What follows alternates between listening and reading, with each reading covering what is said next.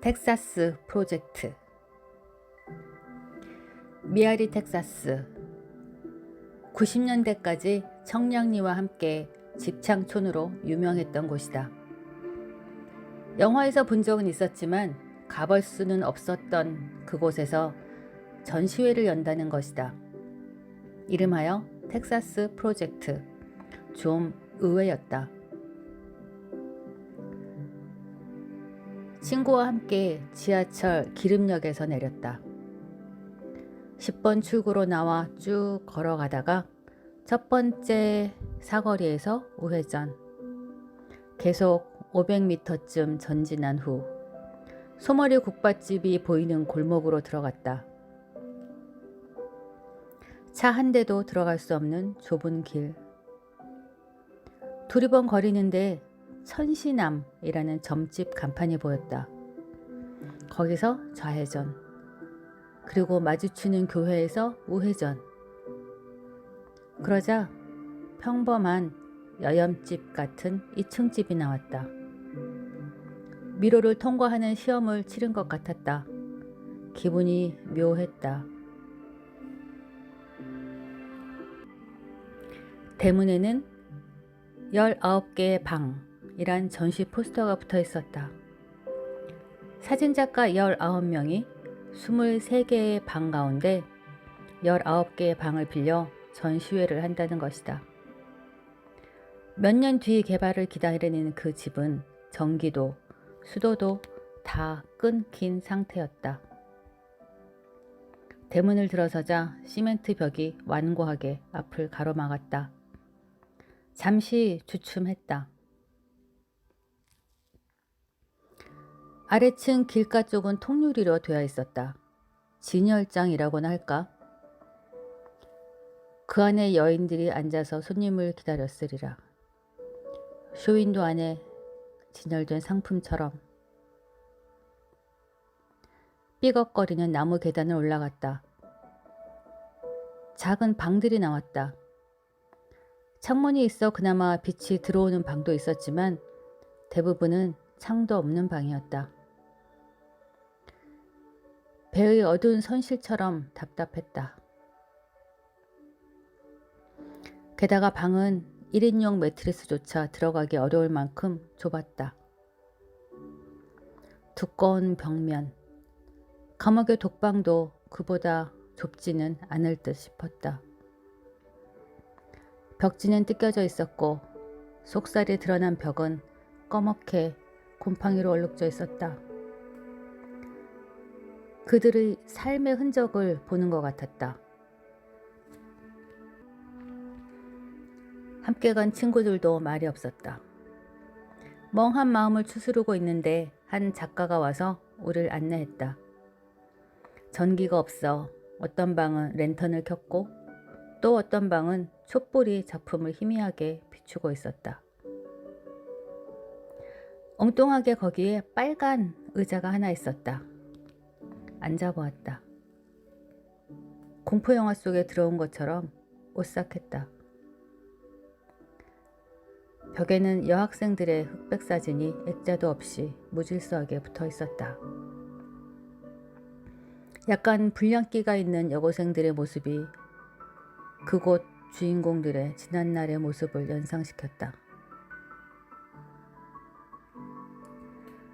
여러 전시실 가운데 인상적인 방이 하나 있었다. 바닥에는 100여 개의 노란 종이배가 떠 있고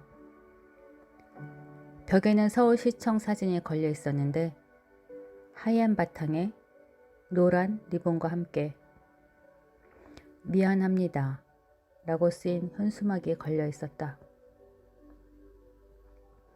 세월호 분향소 사진이었다. 그리고 그 위 창문에는 푸른 달이 있는 야경 사진이 걸려 있었다. 거기서 나온 빛이 방 안을 푸른 살기로 가득 채우고 있었다. 아니, 깊은 바닷속을 연상시키고 있었다. 바다에 전시된 종이배에 넋을 빼앗기고 한참을 바라보고 있었다.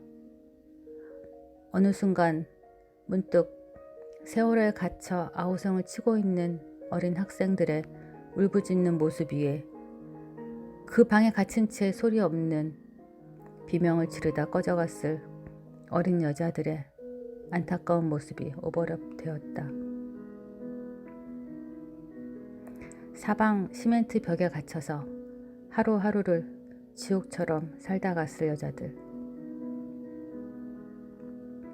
그들도 누구의 소중한 딸이고 누구의 소중한 누나이고 동생이었을 텐데 안타까움이 엄습해왔다. 목이 아팠다. 쉽게 돈을 번다는 유혹에 스스로 들어온 사람들도 없진 않겠지만 그런 사람이 몇이었겠는가. 가족을 위해서 들어온 사람도 있었을 테고 인신매매로 잡혀온 사람도 있었을 것이다.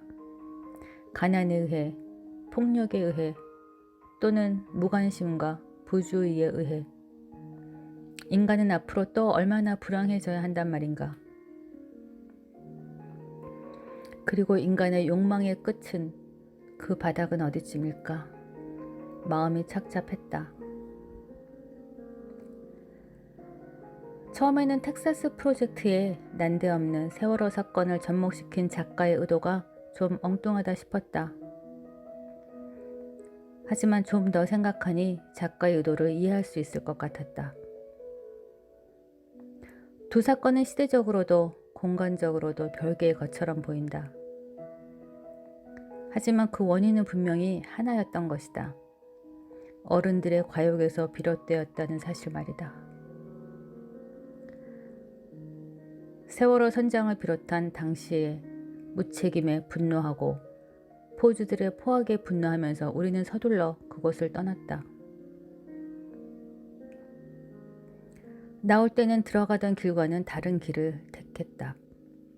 사창가를 가로지르는 지름길을 보기로 한 것이다. 사건 현장을 목도하고 싶었는지도 모른다. 아직도 영업 중인 미아리 텍사스 골목. 거기서 포주들의 표정을 봐주고 싶었던 것인지도 모른다.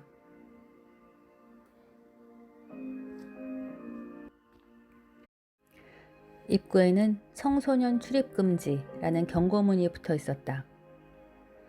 나질의 문이 닫힌 집이 많았지만 문틈으로 그들의 궁색한 살림살이들이 삐죽이 내다보고 있었다. 길가에 의자를 놓고 나와 앉은 포주임에 틀림없는 아줌마들. 나는 살벌한 얼굴을 기대했는데 그게 아니었다. 그들도 우리 이웃집 아줌마들처럼 평범한 여인들이었다. 소문으로 또는 영화에서만 보아왔던 포주는 거기 없었다. 밤의 얼굴과 낮의 얼굴이 다른 것일까? 아니면 살기 위한 최후의 선택이었단 말인가? 품위 있는 삶과 정의로운 삶은 모든 인간이 원하는 바다. 그곳 여인네들도 그걸 모를 리 없을 것이다. 살다 보니 삶의 막장까지 떠밀려 왔을 뿐이리라. 전에 가졌던 생각과 그때 보고 있는 현실 사이에는 너무 거리가 멀었다. 선과 악의 경계는 어디쯤일까? 나는 잠시 혼란스러웠다.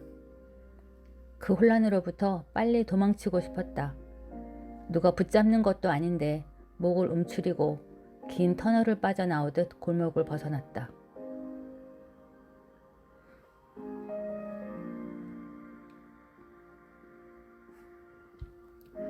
미아리 텍사스는 우리 집에서 불과 30분 거리에 있었다.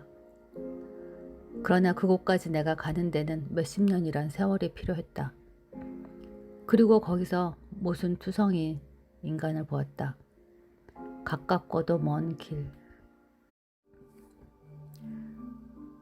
인생이란 그 자체가 하나의 거대한 아이러니가 아닐까 하는 생각에 한동안 가슴이 답답했다.